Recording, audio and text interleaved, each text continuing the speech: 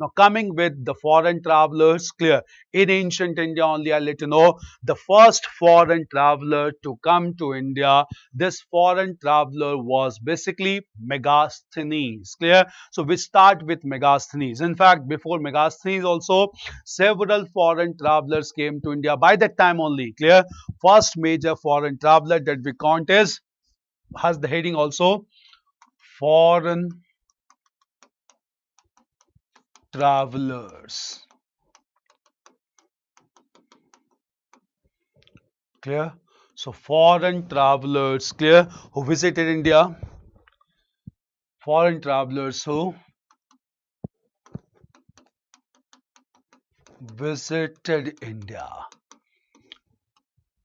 clear. We'll move to ancient India from the beginning, clear. So foreign travelers, first of all, we'll take the name of Megasthenes. We'll take the name of Megasthenes, clear. Megasthenes was basically a Greek ambassador. This Greek ambassador was deputed to India by Seleucus Nicator. He came to the court of Chandragupta Maurya at Patliputra. Clear? He stayed at Patliputra for several years, and after staying back at Patliputra, he wrote a very comprehensive work on polity and administration, which is titled as Indica. Clear? So Indica was a work written by Megasthenes, in which he has mentioned about administration of Patliputra, which was done in form of 6 committees, and each committee is comprising of 5 members. Clear? He mentioned about the committee system. Clear? Committee system for Patliputra administration. In social society, mentioned that society was divided into 4 classes, therefore divided into 7 classes, which cannot be accepted because it is known that Indian society from ancient time was divided into 4 classes, that is Brahmins, Kshatriyas, Vaishyas and Shudras. Moreover, Megasthenes mentioned that he did not encounter any slaves in Indian society, which also cannot be accepted because slavery existed in Indian society right from ancient times or Vedic age. Clear? So some of the observations of Megasthenes needs to be cross-examined properly before being accepted, as he perceived things from Greek perspective. He was the first major one to visit India and wrote a work, Indica. Clear? Second major person to visit India in course of time, this second major visitor was Fahian. Clear? Fahian came to India. Clear? And Fahian came to India to study Buddhist scriptures at Nalanda University, and Fahian wrote a book, the title as The History of the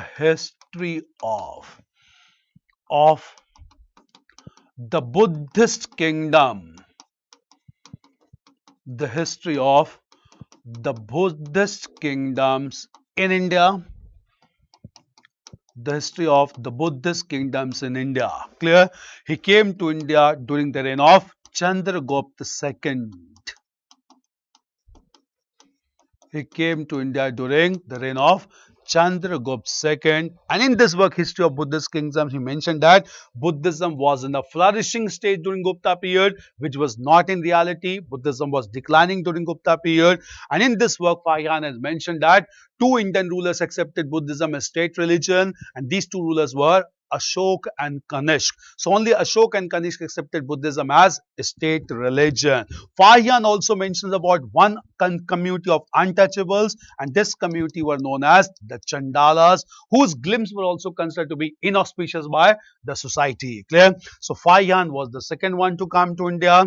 Third one to visit India, it was also a Buddhist monk, and this person was Yuan Sang. Clear? So Yuan Sang also came to India. He came to India in the court during the time of Harshvardhan. During the time of Harshvardhan, and he wrote a work that is titled as The History of the Tang Dynasty. The history of the Tang Dynasty, the Chinese dynasty that sponsored him to get educated at Nalanda Mahavihar. Yuan Sang only converted Harshvardhan into Buddhist religion, and Yuan Sang has written or glorified Harshvardhan. He has also written that Harshvardhan maintained perfect law and order, which cannot be accepted because Yuan Sang himself got robbed of his belongings while entering India. So all this indicate that he was trying to glorify Harshvardhan. Yuan Sang was another person. Next person to come to study at Nalanda Vihar was I Singh in the 7th century, but the accounts for I Singh was not very popular, but he is the third Buddhist scholar to come to India after Fayan and Yuan Sang in the 7th century AD, and he has mentioned about Buddhist religion that was declining in India by the 7th century AD. Clear? So all these things in clear. We are mentioning the period also. Clear? Pension came. Megasthenes came during the reign of Chandragupta Maurya. The period is basically 4th century BC. Fayan came to India in 5th century AD. Yuan Sang came to India in 7th century AD. 619. Clear? 7th century when Harshvardhan ruling. I Sang came to India in again 7th century AD after Yuan Sang. So period also, you need to understand chronology. 4th century BC, 5th century AD, 7th century AD, 7th century AD. Clear?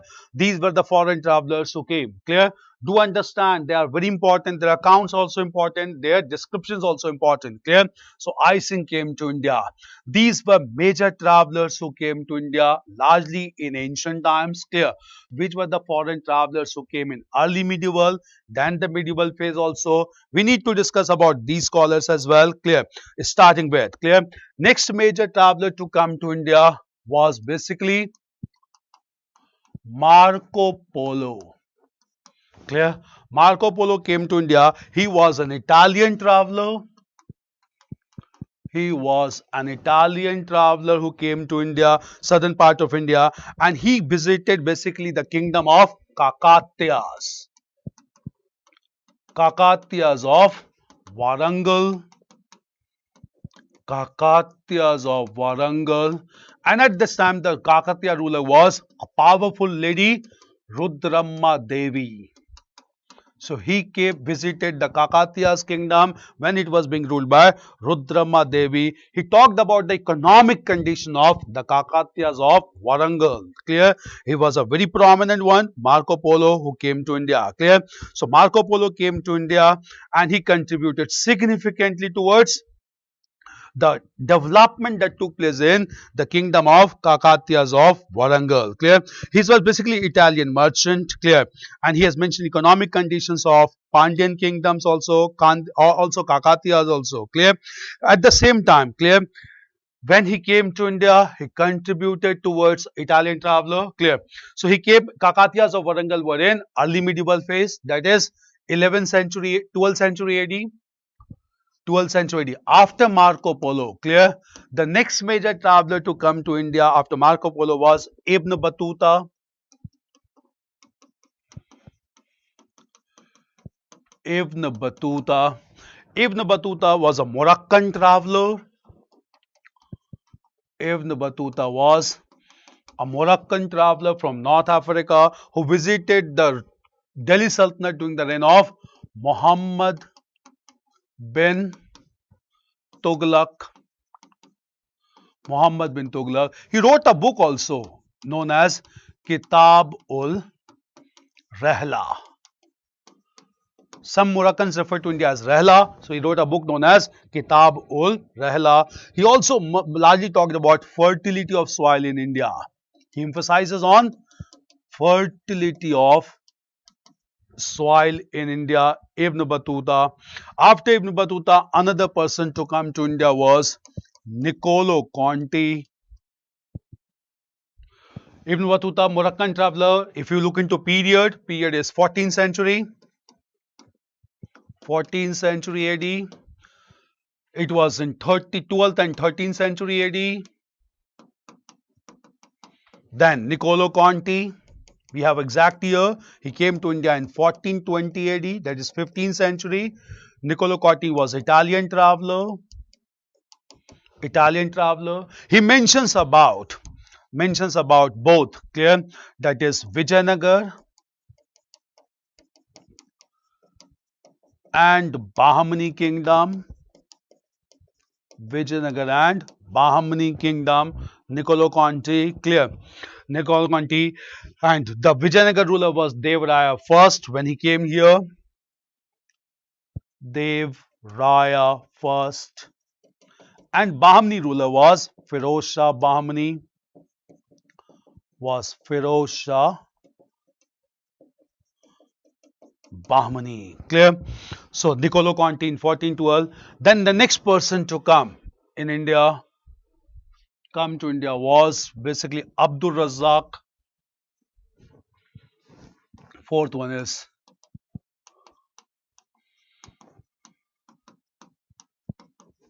Abdul Razak, clear. Abdul Razak was a Persian scholar, an ambassador of Persia. So he came to India as ambassador of Persia. Abdul Razak, ambassador of Persia, clear. He visited the rule of Devraya II of Vijayanagar, clear. So he came to Devraya II, the Vijayanagar ruler. Devraya II, the Vijayanagar ruler. Vijayanagar ruler. That is Devraya II in 14th century. 14th to 15th century AD. Abdul Razak, very prominent one, clear. He talked about Vijayanagar kingdom elaborately. Then we have another traveler, Nikitin. Nikitin was a Russian traveler and a horse trader, clear. Nikitin was basically Russian traveler, and horse trader. He again came to in 14th and 15th century. He mentions about Vijayanagar and Bahmani kingdom. Vijayanagar and Bahmani kingdoms. Vijayanagar and Bahmani kingdoms. Clear? So Nikitin. After Nikitin, 6-1. Clear? Another traveler after Nikitin is Barbosa.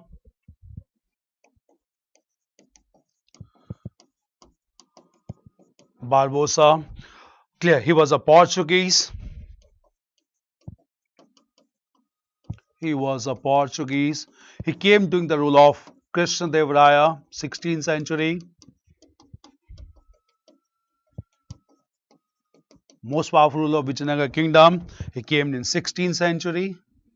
Is Barbosa A.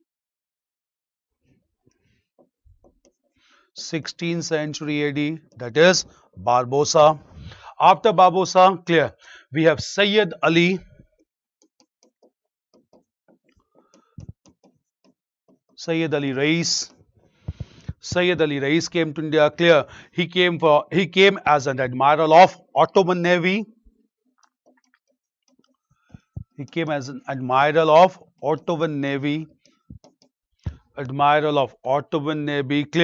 At the same time, clear, he was able to unite several Muslim countries on the coast of Arabian Sea, including the Gujarat also, clear. He wrote a book, clear, known as Miratul Mamalik. He wrote a work titled as Miratul Mamalik.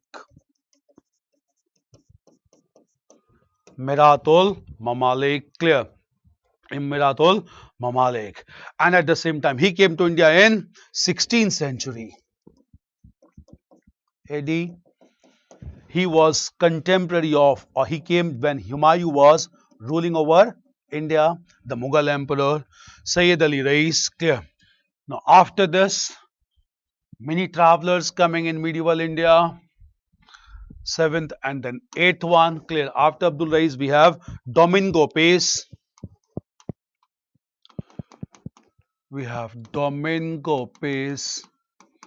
Clear. Domingo Pace was a Portuguese traveler. who came during in the court of Krishna Devaraya KDR 16th century AD. Domingo Pace, clear. Then we have Nunes. Then we have Nunes. Nunes was also a Portuguese traveler. Also a Portuguese traveler that came during the reign of Achyutya Devaraya. Again in 16th century AD.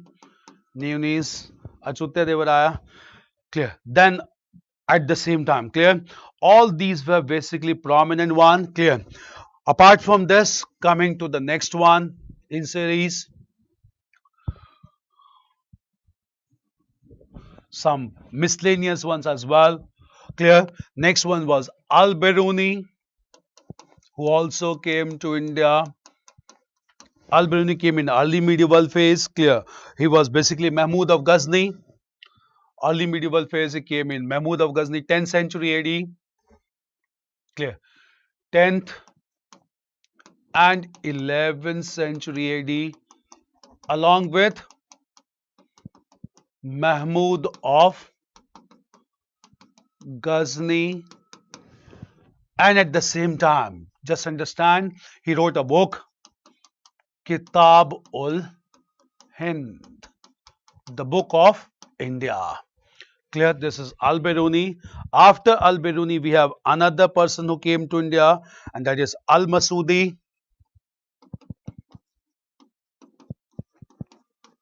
Al-Masudi. You will get questions on foreign travelers. Clear? He was Arab traveler. He came from the Arab world. Al-Masudi. He wrote a book, Muruj ul Zihab. Muruj ul Zihab. Wrote Muruj ul Zihab. Clear? Muruj ul Zihab. Now coming to the Mughal period, also some very prominent one came to India. Clear? Mughal period, clear. That is Captain William Hawkins. Captain William Hawkins. Vasco da Gama and all, anyway, we'll be discussing modern India. But this was Captain Hawkins, clear. He visited the court of Jahangir, Mughal Emperor, in 1609 to seek permission for establishment of British factories in India. However, he failed to get the permission of Jahangir due to pressure of the Portuguese. So Hawkins went to Jahangir's court to seek permission for establishment of British factories, but he could not be given this permission under the pressure of the Portuguese. Next was Pelsart.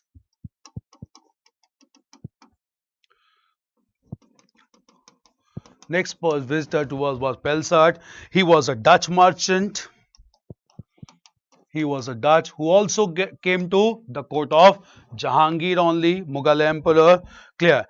At the same time, next is Thomas Roe.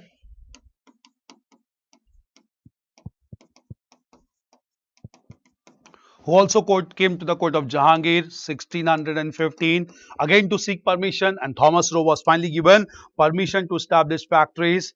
Then we have Francois Bernier. Francois Bernier, and Francois Bernier was a very French physician. He was a French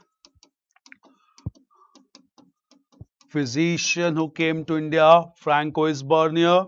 Clear, French. He came, or rather, he traveled in Mughal Empire and he dealt with Shah Jahan, Aurangzeb, and Dara Shikoh. So he mentioned he was during the reign of Shah Jahan,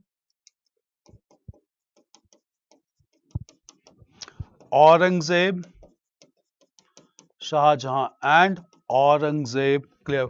Francois Bernier. Clear. Very important. Travels in Mughal Empire. He wrote a book, Travels in Mughal Empire.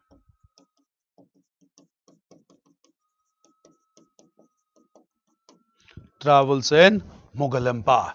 Francois Bernier. Clear. After this, fifth one, after Francois Bernier is Tavernier.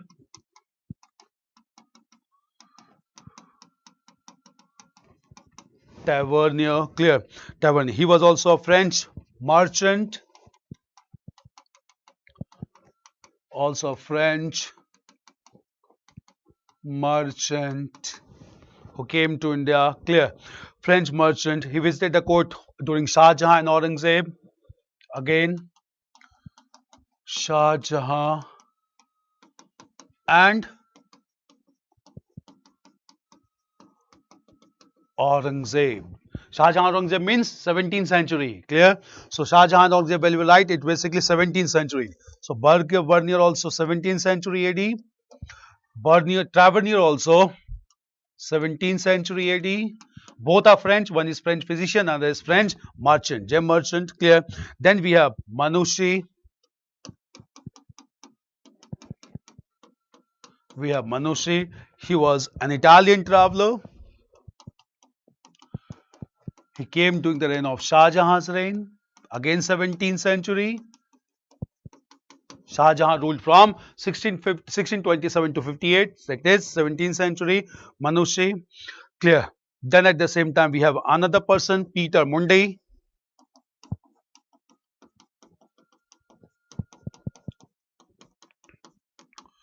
Peter Mundy. Peter Mundy visited during Shah Jahan's reign, same 17th century. Clear. He's written about Shah Jahan's policies. Eighth one is Jane. Thévenot.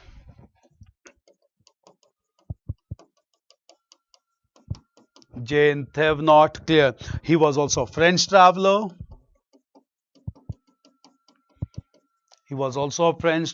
Clear. Who has written about several cities like Ahmedabad.